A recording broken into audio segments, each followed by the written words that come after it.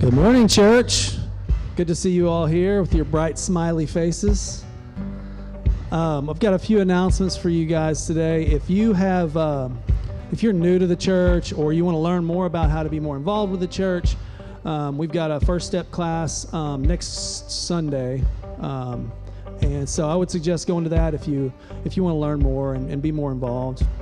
As far as giving is concerned, there's multiple ways of giving. I hear the Jaws theme song playing in my head. There's multiple ways to give. You can give by text. We've got the offering plates. There's a box out in the foyer where you can give. You can give online. If any of you are wondering why there's a shark standing next to me, hello. VBS is coming up. Registration is now open. If you have kids, grandkids, now is the time to register. It's an amazing amount of fun. I'm usually the one that's in a costume on stage, but someone else is doing that today, Sarah Catherine. Volunteers, we do need volunteers. There's always a lot of kids to wrangle. You don't have to teach. We do need teachers, but you can be here holding doors, helping serve food. There's all sorts of things you can do to help out. You can see Sarah Catherine once she gets out of the shark costume, or you can go online and register. If you'd like to, there's a lot of joy in this house. Let's stand and worship and sing to our Lord.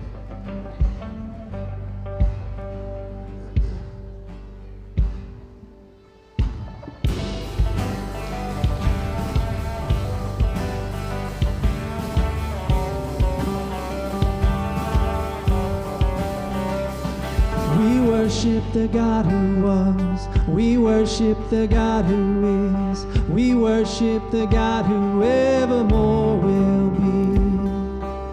'Cause he opened the prison doors. He parted the raging seas. My God, he holds the victory. Yeah. There's joy in the house of the Lord. There's joy in the house of the Lord today. We won't be quiet. We shout out your praise. There's joy in the house of the Lord. Our God is surely in this place. We won't be quiet. We shout out your praise. Whoa, oh, oh. We shout out your praise.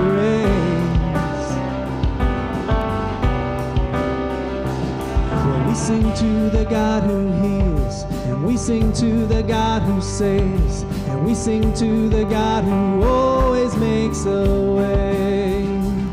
'Cause he hung upon that cross, and he rose up from that grave. My God, still rolling stones away. There's joy in the house of the Lord. There's joy in the house of the Lord today. We won't be quiet. We shout out your praise. There's joy in the house of the Lord. Our God is surely in this place. We won't be quiet.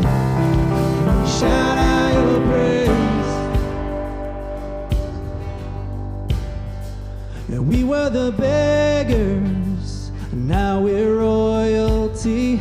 And we were the prisoners, now we're running free. We are forgiven, accepted, redeemed by his grace. Let the house of the Lord sing praise. Come on, sing it. Yeah, we were the beggars, now we're royalty. And we were the prisoners, now we're running free. We are forgiven, accepted, redeemed by his grace. Let the house of the Lord sing praise. Sing it. There is joy in this house. Yeah, and we won't be quiet. We shout out your praise. There's joy in the house of the Lord. Our God is surely in this place. We won't be quiet. We shout out your praise. There's joy in the house of the Lord. There's joy in the house of the Lord today. We won't be quiet. We shout out your praise. There is joy surely in this place. We won't be quiet. We shout out your praise. We shout out your praise. We shout out your praise.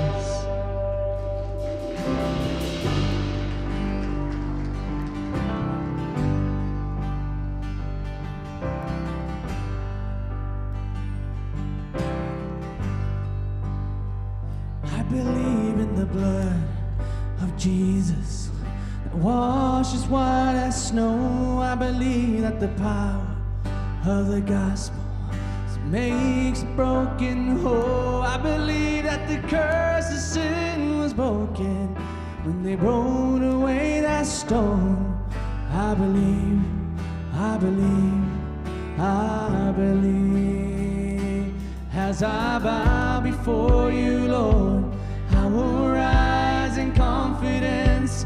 I will see your goodness, Lord, in the land I'm living in. And no matter where I go, and no matter where I've been, I will see your goodness, Lord, in the land I'm living in.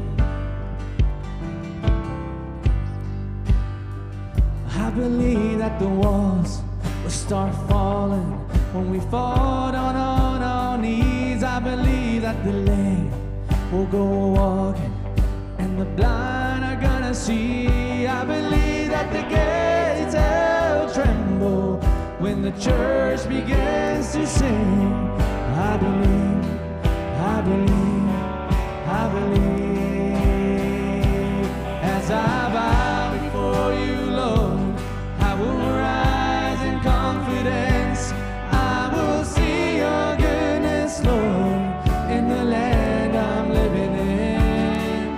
And no matter where I go, and no matter where I've been, I will see your goodness, Lord, in the land I'm living in.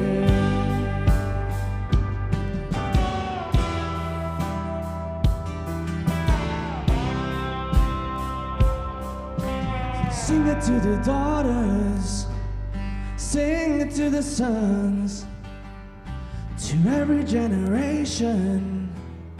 Look at what the Lord has has done. Sing it to the darkness, that the light has come. Sing it to the nations, look at what the Lord has done. Sing it to the daughters, sing it to the son, to every generation. Look at what the Lord has done. Sing it to the darkness, that the light has come. Sing it to the nations. Look at what the Lord has done. Look at what the Lord has done. As I bow before you, Lord, I will rise in confidence. I will see your goodness, Lord, in the land I'm living in. And no matter where I go, and no matter where I've been, I will see your goodness, Lord, in the land I'm living in. As I bow before you, Lord, I will rise in confidence. I will see your goodness, Lord, in the land I'm living in. And no matter where I go, and no matter where I've been, I will see your goodness, Lord, in the land I'm living in.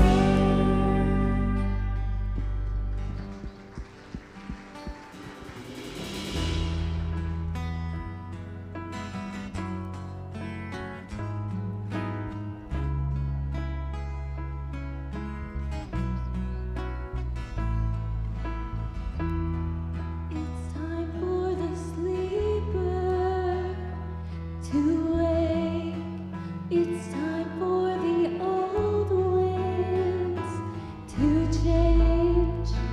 I hear the Spirit say it's time.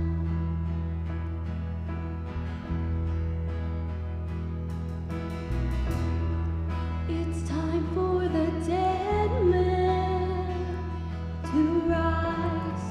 It's time for the great light to shine. I hear the Spirit say it's time.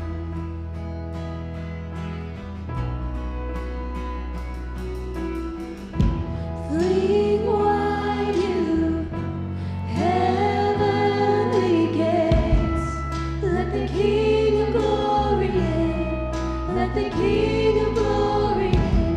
Come riding on your people's praise. Let the King of glory in. Let the King of glory in.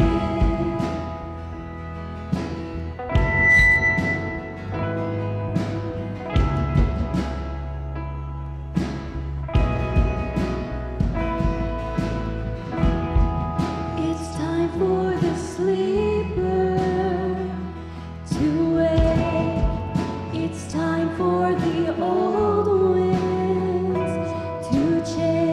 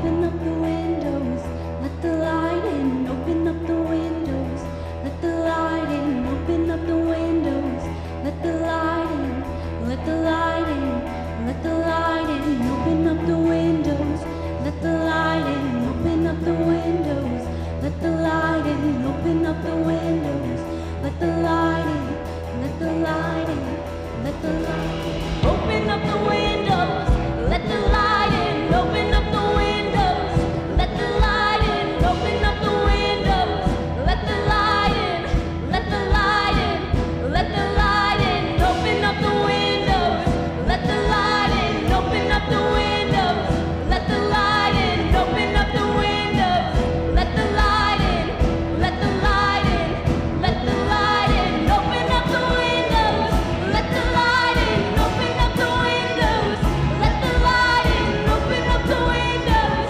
let the light in, let the light in, let the light in, leave wide you, heavenly gates, let the King of glory in, let the King of glory in, come riding on your people's praise, let the King of glory in, let the King of glory in, fling wide you, heavenly gates, let the King of glory in, let the King of glory in, come riding on your people's praise, let the King of glory in, let the King of glory in.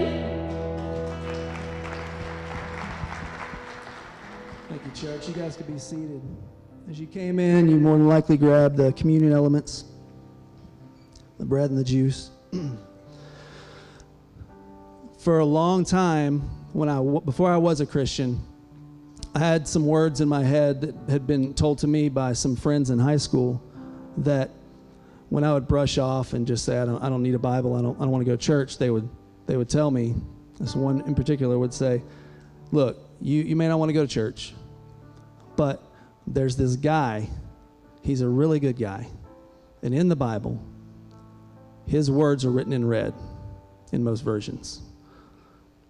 If you would at least look at those words in red and read through those, you would see how good of a guy he is, and you would want to try to be like that guy. I love this sermon series that we've got going on the Sermon on the Mount, because a majority of it is all Jesus in the words in red. And he teaches us things about just daily issues we go through. One of the which is anger, or, if someone does something wrong to you, you want to do something back to them. And Matt's going to preach about that today. But there's so many things to be learned. And one of the reasons I love this series is that these guys, Vance and Matt, they come up and they tell us, and they kind of translate this to us, because there's so many things I know when I'm reading the Bible that I just don't get. I got to read it like 10, 15 times, and still I'm like, huh? Well, these guys come up and they explain it, and they try to help us understand in layman's terms how we can translate that to our lives and use that in our lives. Jesus, besides the words he's given us, had one great act at the very end that forever stands in time as the greatest thing that I could imagine ever someone doing.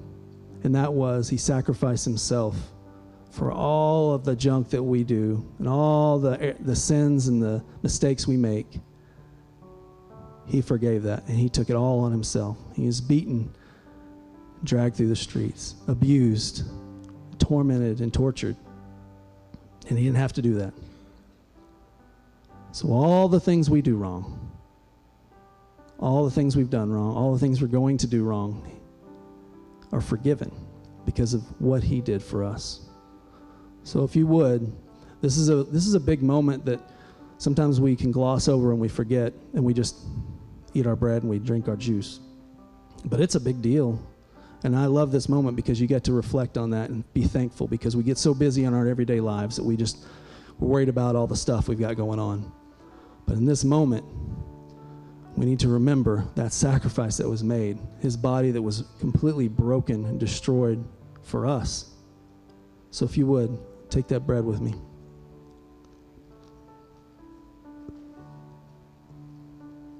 And that night before it all happened, as he sat around and he passed the bread out to his disciples, he knew who was going to betray him. He'd already forgiven him. But he passed the juice around the wine, and he said that this was the symbol for his blood that was to be shed for us, for our sins, to wash us white and to clean all the dirty stuff we've done and what we will do. If you would, take this juice with me.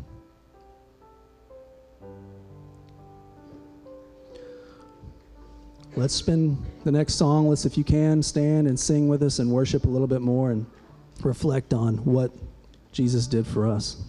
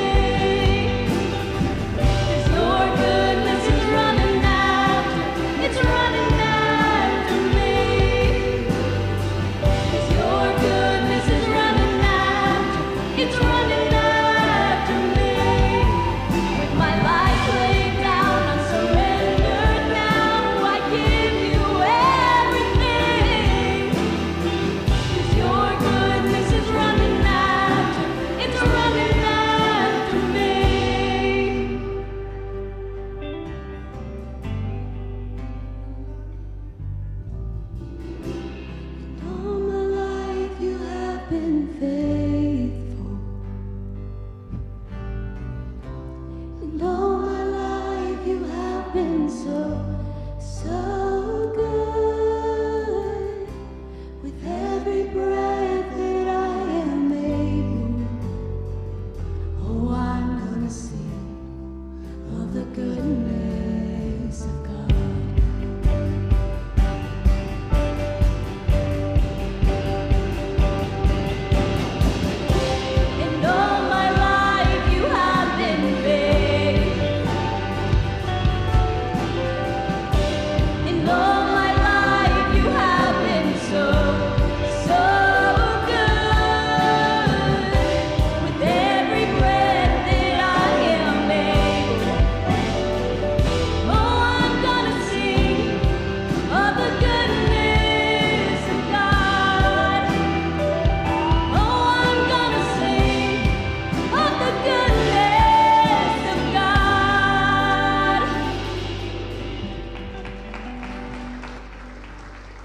Heavenly Father, we are so thankful for these moments that you give us.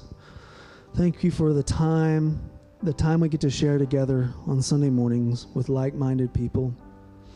To be at peace, to be still, and just take in what you have for us, to be able to stand and sing and praise and worship, and just let all the worries from the week, from the month, from the year wash away, so we can hear your word and your sage advice and your wisdom.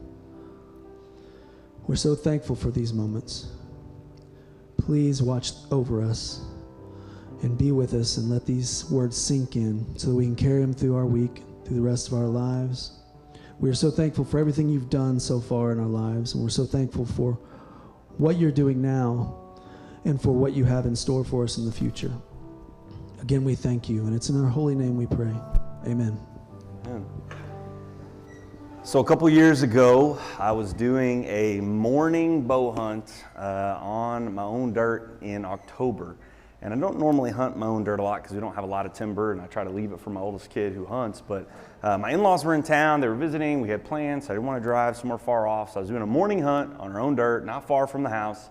And I was doing on that morning, this hunt in 2019, what most ADHD people do when they're trying to focus on something for a long period of time, playing on my phone. And so my wife had messaged me and said she's always wanted to have ducks on the pond. And so she messaged me and said, there's a coot on the pond. Anybody here know what a coot is?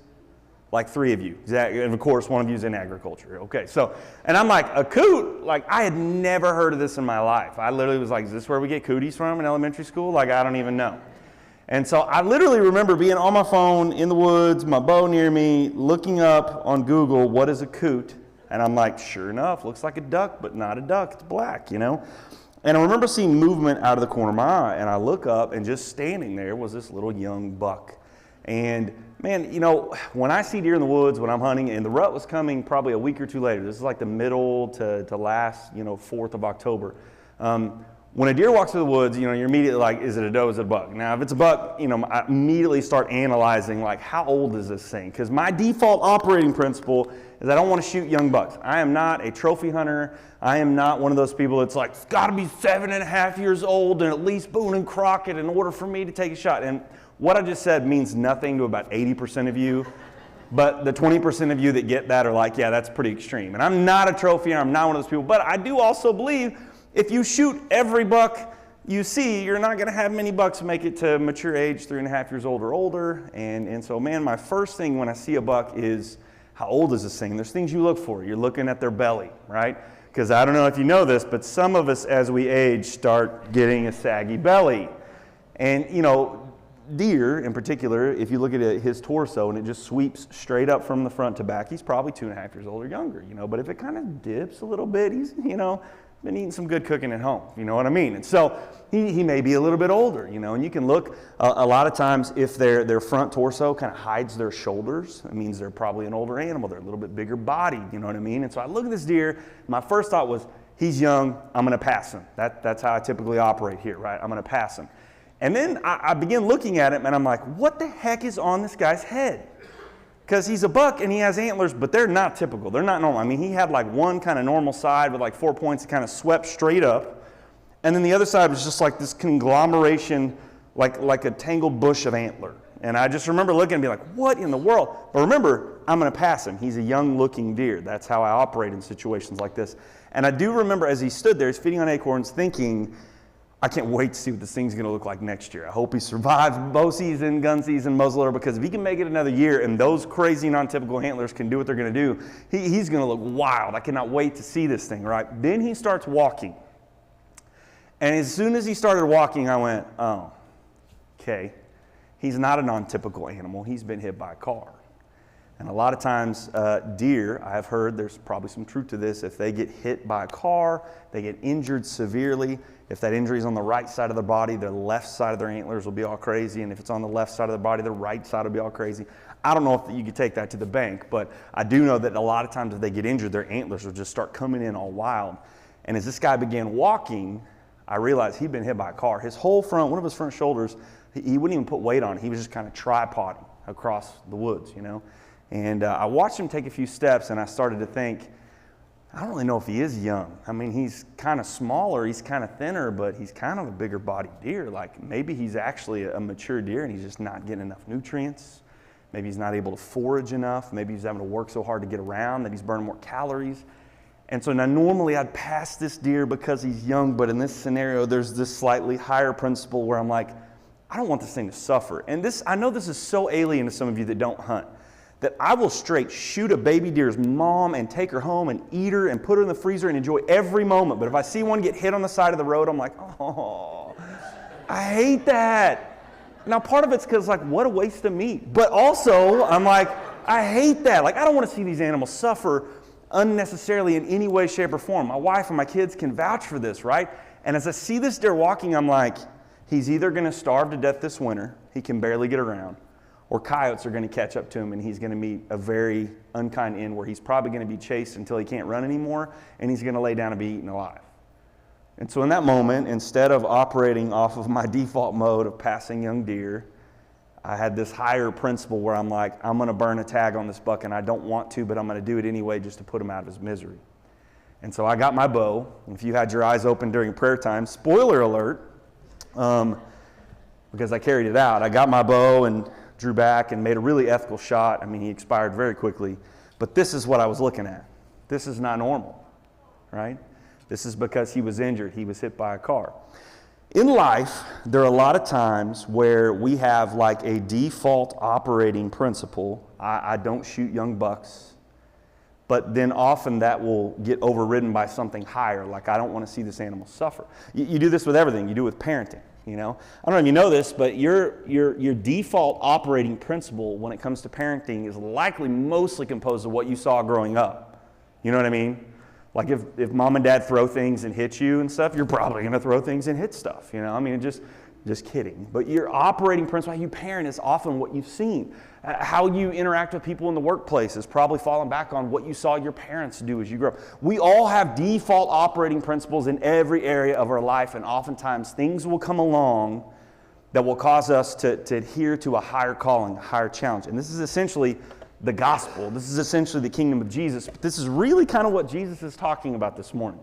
And as you read this passage, I don't know if any of you guys are like peeking ahead, but if you're reading this passage, it's very weird. And you read it and you're like, why is he saying this stuff? Why is he talking like this?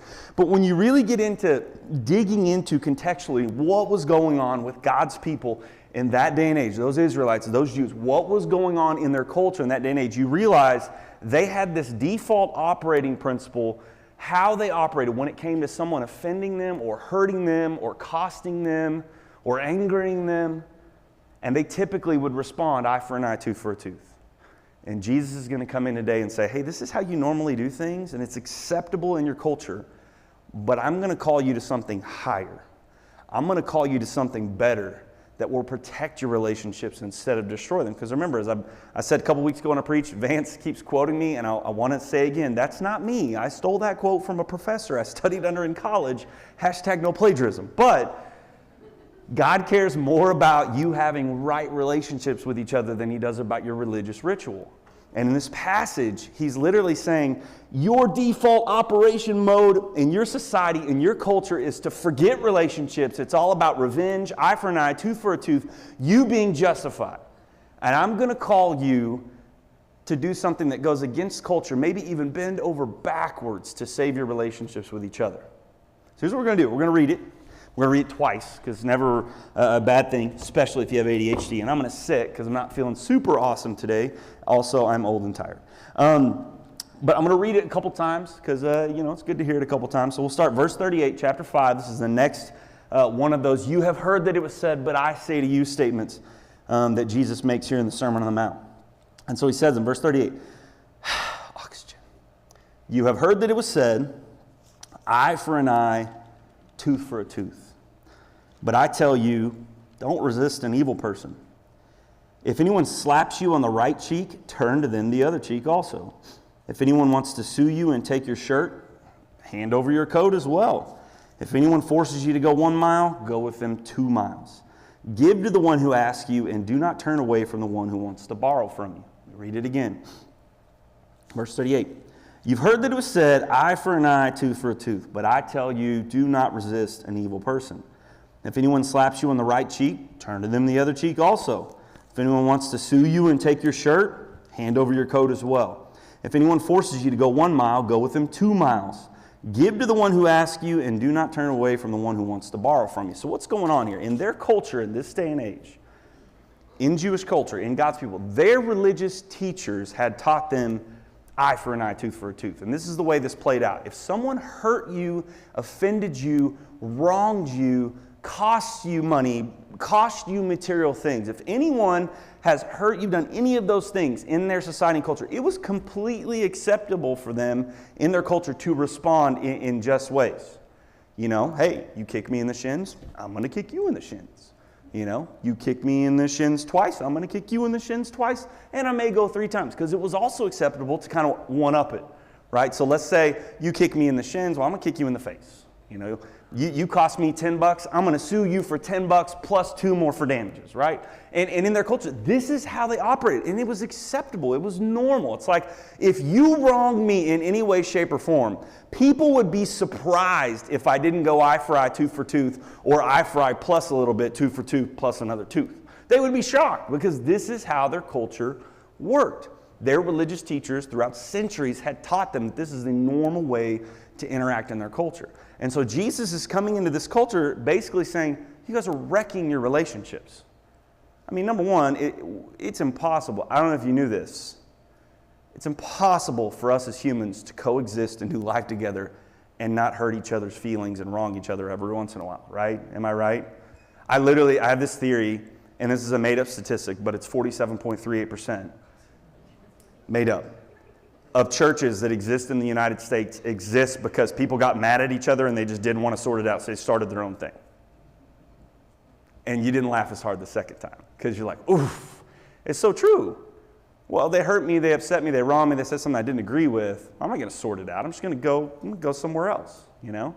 And so Jesus, essentially, these Jews, they operate in this culture, eye for eye, tooth for a tooth, or eye for eye plus 1, tooth for tooth plus 1. And he's calling and saying, this is your normal default operating principle. I'm calling you to do something higher, something deeper, something better that will protect your relationships, that will keep you from turning tail and running over here and just starting a new synagogue, or turning tail and running over here and just starting a new church, or getting mad at that family member and never wanting anything to do with them ever again. I know that never happens to any of us in here, right? Because all of our families are perfectly great and we always get along, right? And Jesus is saying, there's a better way. I'm trying to prevent you from having all these fractured relationships in your culture because I care so much about them. And so there's a higher calling here. Don't shoot young bucks. There's something better here, right? Something better here. And what he's going to do is he's going to give them a handful of examples. And these examples don't really make a lot of sense to us. And I want to say a couple things to them. They made complete sense to the Jews that day because this is their culture. If you approach the Bible in general, especially some of the teaching of Jesus, and you approach it with 2022 lenses on, modern day America 2022, you are not going to get the best interpretation and deepest meaning from this passage. But if you put your lenses off and you pick up like these are first century Jewish people that lived 2,000 years ago, and if I could dig into their world and try to understand what's being said, if you do that and you try to read it from their perspective, it makes complete sense. And so that's the first thing I want to say. Here's the second thing I'm going to say. And I had a conversation with one of you after I preached a couple weeks back about Jesus using hyperbole, okay? Hyperbole, huperbalo, means to speak above. It means he's saying exaggerated statements. And even though he's saying these exaggerated statements, it might not mean that we necessarily need to do them exactly to a T, but he's just trying to challenge our way of thinking. And to some of you, hearing that Jesus is the conversation I had with one of you, that maybe he said something and didn't want us to take literally, you're like, oh, that sounds sinful and wrong. Well, hold on a second. 2 weeks ago when I'm preaching, he said if your eye causes you to sin, gouge it out, right? And in our culture and day and age, there should be a bunch of eyeballless men wandering around, okay? But I haven't seen a single one of you show up on a Sunday morning and I'm like, what happened to you? Sports Illustrated swimsuit edition came in the mail. It was a rough weekend, right? Like, that doesn't happen in our culture, right? So you know operationally that he was using, overstating things to try to get you to think. That's what he's doing here. He's making these extreme statements to essentially say the way you do things default-wise is not the best. What if there's a better way? I want to challenge your way of thinking to maybe do things in those relationships in such a way to protect them. Here's his first example. So you've heard that it was said, eye for an eye, tooth for a tooth. But I tell you, this is, you do things this way. But let me say to you something higher. If anyone slaps you on the right cheek, turn to them the other cheek also. Striking each other was actually a lot more common in Jewish culture than it is kind of in ours. Like, they got into a disagreement, let's just throw hands and sort it out, To quote, I put this in my sermon and I told my wife, I said, I have it at the bottom. I don't know if I'm going to use it. Probably shouldn't, but here we are. It's one of my favorite quotes I've heard recently. Ready? This is Mike Tyson. Yes, that Mike Tyson with the thing on his face, that guy, okay? Social media made y'all way too comfortable with disrespecting people and not getting punched in the face for it. Oh, don't take that to the bank. I'm not saying we should operate that way. I just think it's kind of a funny quote. In their culture, in Jewish culture in that day and age, it was very common for them to come to blows and sort things out. It was that common even in our recent past. You got that Andrew Hamilton thing, all about dueling with people, and hey, I don't like you, you don't like me. Let's shoot bullets at each other, right? And so we've kind of grown somewhat beyond that, but it was very common in their culture. And so for Jesus to say, if anyone slaps you on the right cheek, strikes you on the right cheek, turn to them the other cheek also, this speaks to their world, except the fact that Jesus just quoted kind of the most disrespectful strike you could potentially do, and I'm going to explain it to you. Braden, get up here. Come on. He didn't even know he was going to get to be a part of the sermon. Come on, hurry up here. All right, my notes are right here. Good luck. I'm kidding. All right, stand over here. All right. Braden, I want you to show everyone your right cheek. Your right cheek, yes, that one, okay? So now if I'm going to strike Braden on the right cheek, I could backhand him. That wouldn't be like the most manly thing to do, all right? So if I'm going to hit him on the right cheek, I'm going to strike him with my left hand, right? Does that make sense? Okay, go sit down. Give it up for Braden. Yes, thank you. Here's why this was super offensive. Jesus is literally like, hey, if someone delivers to you the most disrespectful blow, strike ever, turn to them the other cheek. Because in their culture, the left hand was the cursing hand. It was the dirty hand. And I want to remind you as I explain this, number one, I like talking about poop. Number two, toilet paper was not invented until 1857.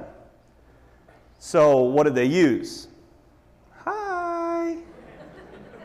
So I went to India on my first ever missions trip years ago. Just graduated high school. I'd never been on an airplane. Flew to India. We had this meeting at this house in Illinois while we were driving to Chicago to fly out the next day. And the guy that was leading the trip, his name's Tommy Bentner. He's a local pastor years ago. And he was talking with us, and he's telling us all the things. And he's like, hey, the men are very affectionate. So if he sits down and he puts his hand on the inside of your thigh, that's camaraderie. That's love. He just wants to have a conversation with you and engage with you. And I just remember being like small-town redneck boy. Wait, hold up.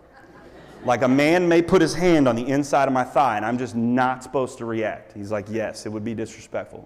Okay, it happened once. His name was Samuel. He was one of our translators, super nice guy. I did okay, all right? But one of the things he said in this meeting was never touch anyone with your left hand. Don't shake hands with your left hand. Don't offer your left hand. Don't carry food with your left hand. And the reason why is because in their culture, they still mostly don't use toilet paper. They'll use a bidet if they have one available, which we just got those installed at the jiu-jitsu gym that I train at. Those things are wild. I don't even know how to work them. It was just really wet and didn't get a lot done, okay? But, toilet paper fan. But first hour did not get that statement. But yeah, he told us, like, don't offer your left hand to shake with, because you're literally cursing them.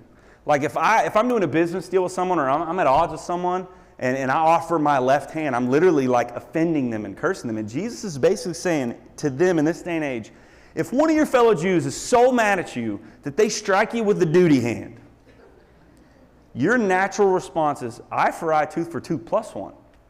Like, I'm going to do the same back, but at a slightly extreme measure. That's how they operate. But he's like, don't do that. You know what? Give him the other cheek. Let him hit you again. Now, again, this is hyperbole. If someone's literally beating you up, you can run away, right? But I think the point is Jesus is saying how you might want to respond, to react out of anger and emotion and frustration and strike back and throw down and beat down or whatever, let them catch these hands. Maybe that's not the best thing for the relationship. Maybe you think outside the box, turn the other cheek. How could you save this relationship and not do naturally what your culture would think is totally okay and acceptable? Here's a second example. He says, If anyone wants to sue you and take your shirt, hand over your coat as well. In their culture, most Jewish men, they wore a tunic or an undershirt, like a garment, right? And then over that, they would wear this long flowing kind of coat or robe. And so they'd have two garments on. And he's basically saying, if someone's suing you for that undergarment, hey, give them both. And what's really going on is when they would take someone to court, that often they were expected to give up their shirt as collateral, right? So their undergarment, that as they go to court, if I'm suing this other person I'm really upset with, the way that the court would see our case is we've got to make sure that you both have something of value here that could be given if we find fault on your end, right? So each individual would offer up their undershirt and wear their coat, their outer garment, while the local elders oversaw that case as we sued each other, right? Now, number one, it kind of made them behave a little bit. Because if I don't behave, they could keep my shirt and I got to walk out here half naked and be shamed. And men did not typically reveal their bodies. Women didn't either in this culture. But number two, let's say I am found at fault. Man, my donkey rear-ended his donkey and now his donkey needs some rear-end work at the vet. I don't know. Well, you know what? I don't have enough money to pay for that. And the court would say, well, we have your shirt. We're going to keep that and give it to the plaintiff. And he'll sell that shirt in compensation so that he can get that work done on his donkey, right? And so that's how their court system worked. And Jesus is basically saying, hey, you know what? If someone is so upset with you and frustrated with you, they think you owe them money, you owe them material things, they're mad, they're angry, and they're suing you for that undershirt that you've got to give up as collateral. You know what? Give them both. Give them your shirt. Give them your outer garment. Go home half naked. Going home half naked, now, whoa, we are talking figuratively, okay? I know some junior high boys that think like I do. They're like, Tibbet just said go home half naked and be friends. That's not what I'm saying. It would be better to go home with half your garments but have that relationship intact than to go home fully clothed, but that person and you will never be the same again. That's essentially what he's pushing for. Sacrificially do whatever you've got to do to repair that relationship so that it doesn't even get to court. They want your shirt, give them your shirt and your coat. But go as friends, as brothers and sisters, rather than going as enemies. Here's his third example. He says, if anyone forces you to go 1 mile, go with them 2 miles. This is where we get our saying, go the extra mile, right? In this day and age, the Israelites, the Jews, are not in control of their own country.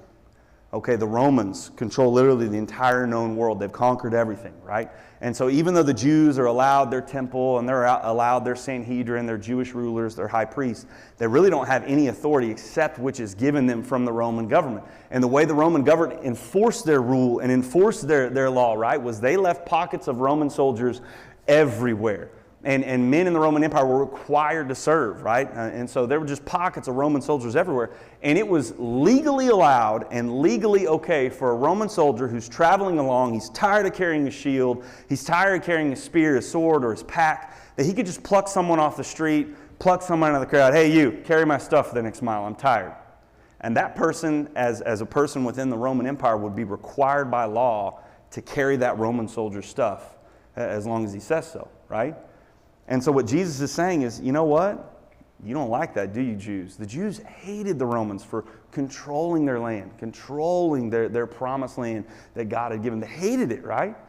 And Jesus is saying, you know what? Those Roman soldiers that you despise so much, if one of them tells you, carry my stuff for 1 mile, how about you don't do it disgruntledly, like when he's not looking spit in his helmet, okay? How about instead of that, you go above and beyond? You don't only take it 1 mile, you take it 2 miles, right? Just to keep a relationship in a good spot between yourself and that Roman soldier. Sacrificially go 2 miles where he may only require you 1.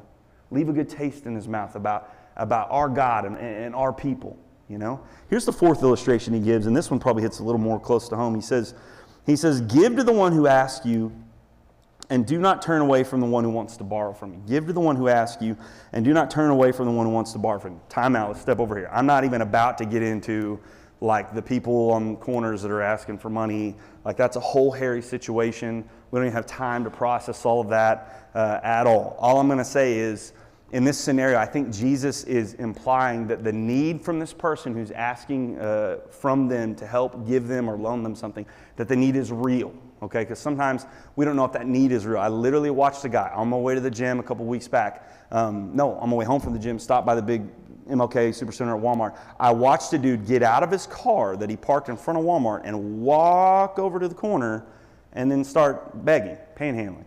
Now again, maybe that's not his car. Maybe he stole it. I don't know. Maybe that is his car and he's trying to make payments so he can get a job and get to and from it. I don't know. But it just felt kind of wrong for me. And I'm like, I don't know. I don't know. I'm not talking about any of that.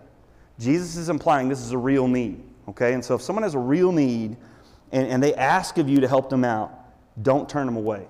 And don't turn away the person who wants to borrow from you. In their culture, okay? Time back in their Jewish culture, as a Jew, as one of God's people, you were bound by God's word, bound by God's law, bound by principle to take care of your fellow brother or sister Jew.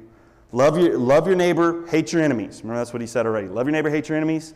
He's saying in our culture, you have to take care of each other. To the point that there's a spot where Jesus is telling his disciples, hey, if you go into a town to tell people about the gospel and no one welcomes you, that when you leave, you're supposed to shake the dust off your sandals and cursing them, right? And God will deal accordingly.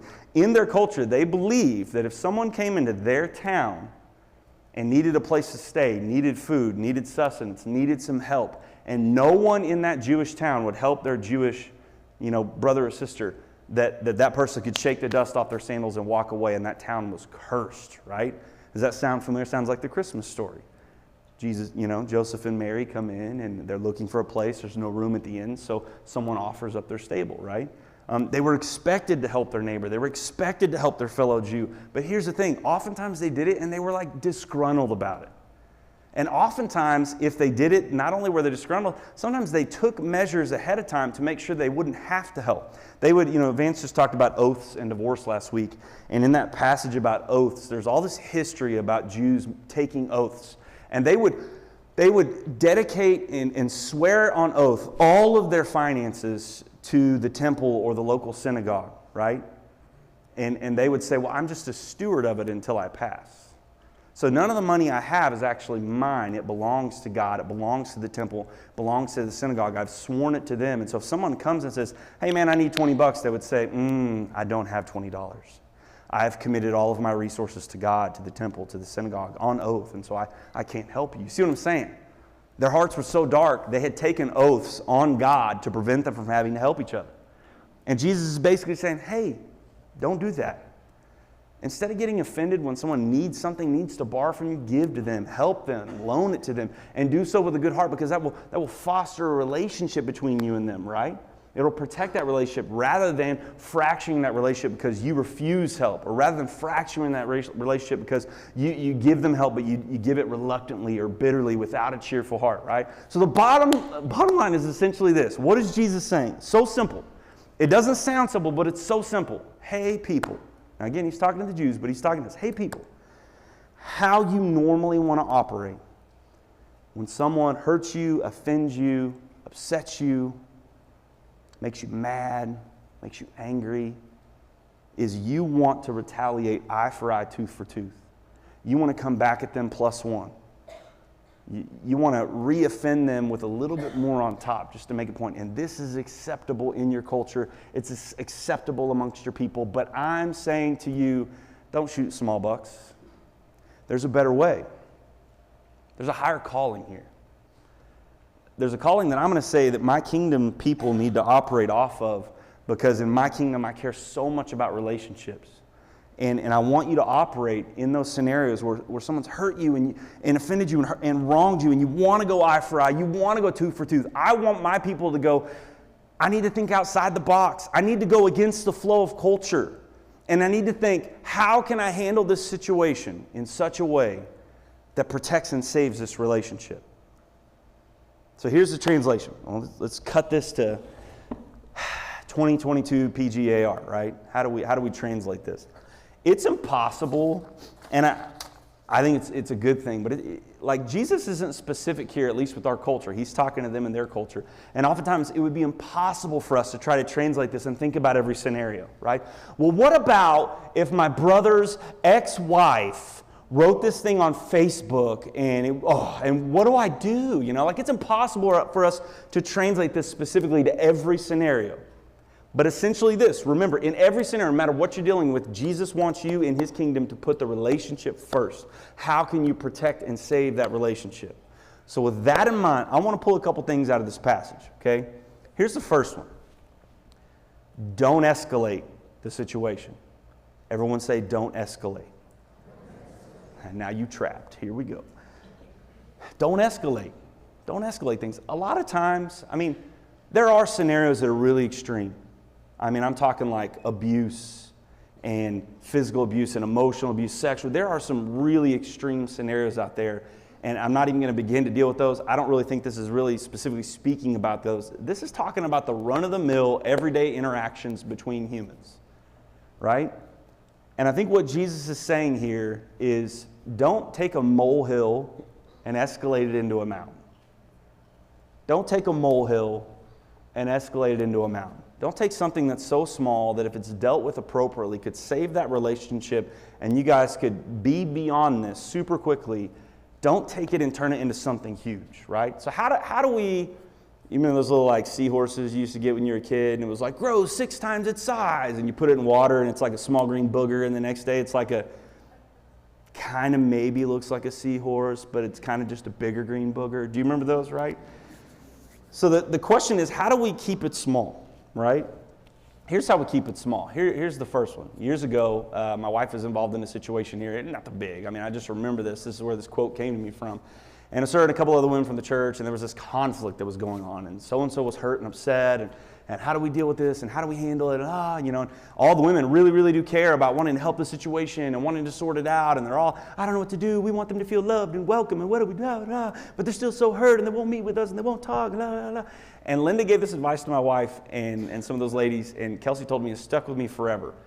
The best way to not cause a situation to escalate, stop talking about it. Just stop. Amen. With like a capital stop. Okay, stop. Because it may be a little fire, and the more we talk about it with all these other people who are not specifically connected to the situation, or even if they are, we're just literally dumping gas. I don't know how to sort this out. I need some help. And maybe you do. Only God knows your heart. But do you really need help from 17 people? And do you really need help from your kind of friend from high school that you haven't talked to in 20 years, but you ran into at Harps, and now you just all of a sudden want to tell them all about the latest drama? Like, really? Stop talking about it. The only person in the situation that you should be talking about that situation, and I'm guilty of this, the only person you should be talking to about is the person who's hurt or offended you. Now, there's forgiveness and grace in Jesus and all that stuff, and you can talk to other people about it. It's just going to grow a little bit. You're just putting water on the little seahorse. It's going to turn into an uglier seahorse, just slightly bigger. And what's funny is the more we talk about it with other people, the harder it gets to really deal with the situation. And a lot of times, the more we talk about it, it just seems like it's just such a big deal, right? And so don't talk about it. Just flapping them gums. Just stop and go talk to them and then move on. And literally, the second thing I kind of want to pull from this kind of goes along with that is when should you do that? When should you deal with it, right? There's an immediateness here. Everyone say immediateness. Don't escalate it and deal with it immediately. The best time to deal with when someone has hurt you and offended you and wronged you, and you're all in your feels and your emotions, and you're wanting to go eye for an eye, tooth for tooth, and you're just trying to do things the right way, protect this relationship. The best time for you to deal with that is yesterday. A couple weeks back, we talked about anger and murder, and Jesus was like, hey, you've heard it said, do not commit murder, but I say to you, and he upped it a little bit. And what I would say is there's an immediateness here. And I know I work with someone, very dear friend, and I'm the same way too, that when you get in conflict a little bit, sometimes you can't talk about it. They're in this room and they know who they are. It's like, I have a hard time forming the words and I have to leave and I have to go think about it, then I can come back, and that's okay. That's okay. But we need to deal with it as soon as we can.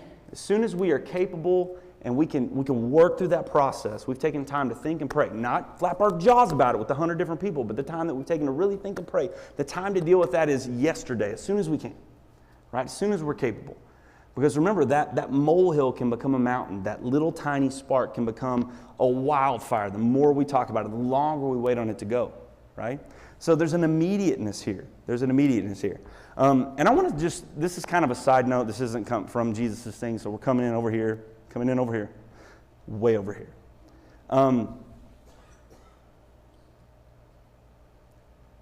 Social media is the worst. Like, it's the worst with stuff like this, because social media, remember, what is the whole point of this passage and every one of these statements? It's relationship. So let's create a digital world where we can take all of our thoughts, all of our feelings, our political views, our moral views, everything that we think and feel up here, and let's create this digital world where we can put it all out there without a face-to-face relationship. That sounds brilliant. Actually, it sounds like the deconstruction of our society. Like, we have never been more at odds as a country. We have never been more at odds as humanity. We've never stood behind our battle lines so stronger with our pitchforks and our flaming torches as much as we have since 2008, which was when the first smartphone was kind of mainstream, put out by Apple. Man, social media has just created this world where it's all our feels and our thoughts and our emotions minus that face-to-face relationship. It's dangerous. It has so many perks and so many good things. It can be so positive in so many ways. But I would be lying to you, and other people I work with that heard me say this, I'd be lying to you if I didn't wish we could go back to the Wonder Years. And all the young people in here were like, what are the Wonder Years? Well, it was a show when I was a kid, and the show was based kind of in the 60s where kids just rode bikes and hung out on the street and chilled, and there was no social media, and there was, I would be lying to you if I didn't just wish that society, we could go back to something like that. Because we've never been more at odds than we are right now. We've never been wanting to eye for an eye and tooth for a tooth more than right now. And a lot of that is because most of our interaction with people who think differently than us is on a platform where we're not face to face with them. That's a dangerous place. The last thing I think that comes out of this that I want to pull from what Jesus is saying is he's saying, don't escalate it. Deal with it immediately, as soon as you're capable, as soon as you can. And here's the last one. Deal with it sacrificially. Everybody say sacrificially.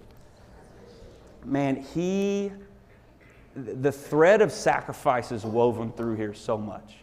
I don't know about you, but when I'm hurt or I'm offended, somebody's wronged me, somebody's let me down, I don't want to do anything sacrificially to repair that. I think they should come to me, right? They said those things. They should seek me out and totally say that they're sorry and cry a little bit and make me feel good about it, right? I want to see them make all the work, them make all the sacrifice. And in here, you see that Jesus it doesn't really matter whose fault it is. And it doesn't really matter the circumstance. Sacrifice to maintain this relationship. Sacrifice to keep this relationship intact. Sacrifice so that person loves you and has a good place in their heart for you. Make sacrifice. They want you to go 1 mile, go 2. They want your shirt, give them your shirt and your cloak. Go home half naked. Sacrifice, right? And when it comes to our relationships as humans, and we're trying to sort through when somebody's wronged us or hurt us and offended us, and we naturally want revenge and we want to retaliate, it's not even really good enough in Jesus' eye for us to just sit on our side and wait on them to do all the work. It's not even good enough in Jesus' examples for us to just sit there and not be expected to not do anything. They've wronged us, they should do all the stuff, right? No. Sacrifice.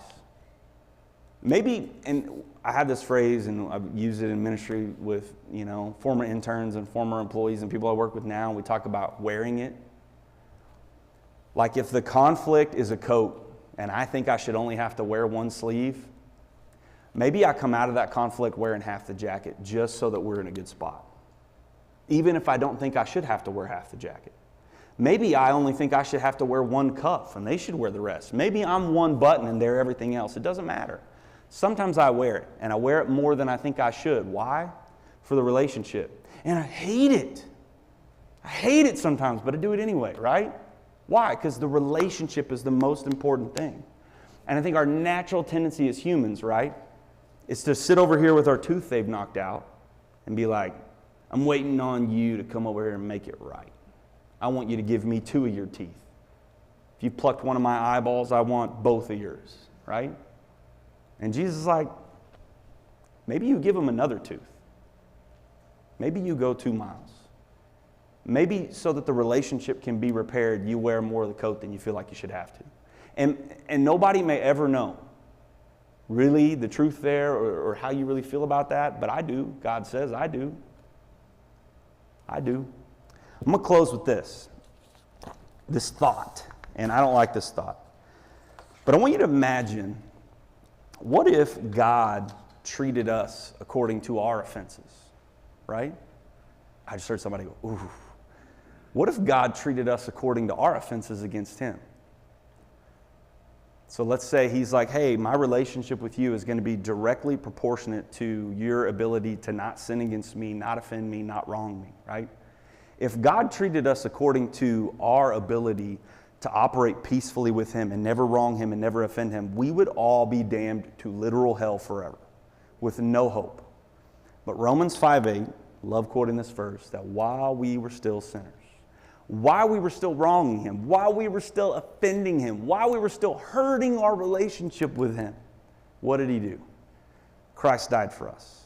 He sacrificially gave of himself, holding nothing back, even giving his own son, his own life to repair our relationship, because that's the most important thing to him. And man, this world will be a much more beautiful, this church would be a much more beautiful and better place if the people who claim the name of Christ would act accordingly, myself included. Got to come to you now, and as I prayed a couple weeks back when we talked about anger and murder, I pray that that person that they're thinking of in their brains, I know that a lot of these people in here are thinking about that family member, that in-law, that whatever, that they maybe don't have a great relationship with, that they're not super connected to, that person from work, that friend they used to have, that ex-spouse, that whatever, that child, I don't know. I pray that as they sit here with that name in their mind of the person that they haven't made every effort to sacrificially repair that relationship, that maybe they've retaliated against, maybe they've come back against, eye for eye, tooth for tooth. I pray that whatever name's in their mind and heart, that man, they'll seek that person out soon, yesterday, and try to make it right. Try to repair that relationship. For you, for your kingdom, for your glory. Pray these things in Christ's name. Amen.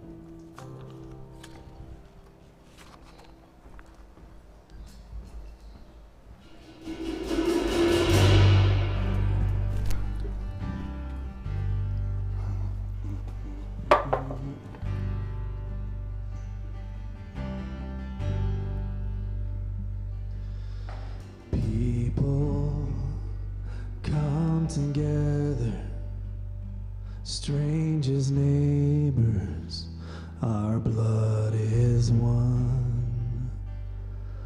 Children of generations, of every nation, of kingdom come.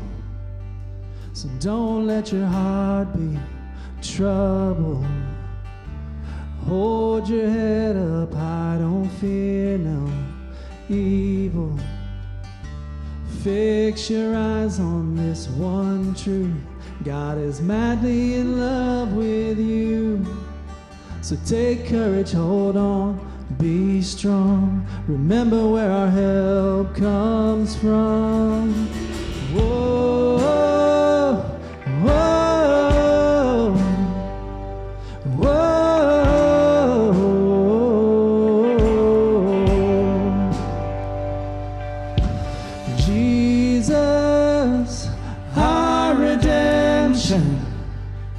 Our salvation is in his blood.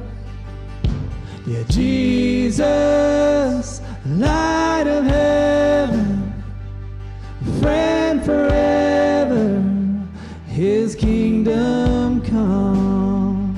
So don't let your heart be troubled, or hold your head up high, don't fear no evil. Fix your eyes on this one truth. God is madly in love with you. So take courage, hold on, be strong. Remember where our help comes from. Whoa, whoa, whoa.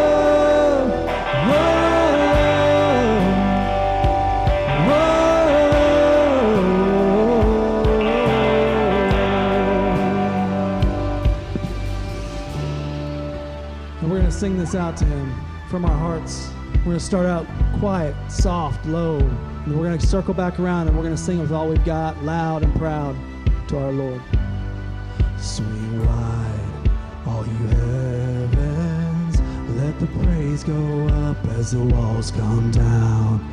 All creation, everything with breath, repeat the sound. All his children, clean hands, pure hearts, good grace, good God. His name is Jesus. It's swing wide, all you heavens, let the praise go up as the walls come down. All creation, everything with breath, repeat the sound. All children, clean hands, pure hearts, good grace, good God. His name is Jesus. Whoa, whoa, whoa.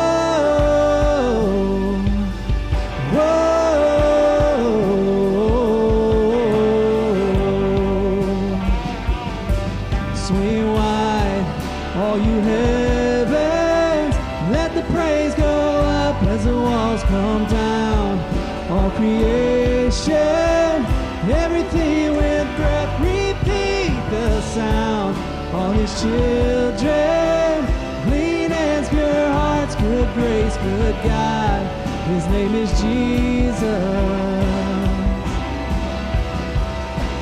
Jesus, our redemption, our salvation is in his blood. Jesus, light of heaven, friend forever, his kingdom come. Thanks for singing, church. Thanks for being here. Hope you have a great week. Let's say the sending prayer together. Our Father, which art in heaven, hallowed be thy name. Thy kingdom come, thy will be done, on earth as it is in heaven. Give us this day our daily bread, and forgive us our debts as we forgive our debtors. And lead us not into temptation, but deliver us from evil. For thine is the kingdom and the power and the glory forever. Amen. You guys have a great week. Thanks so much.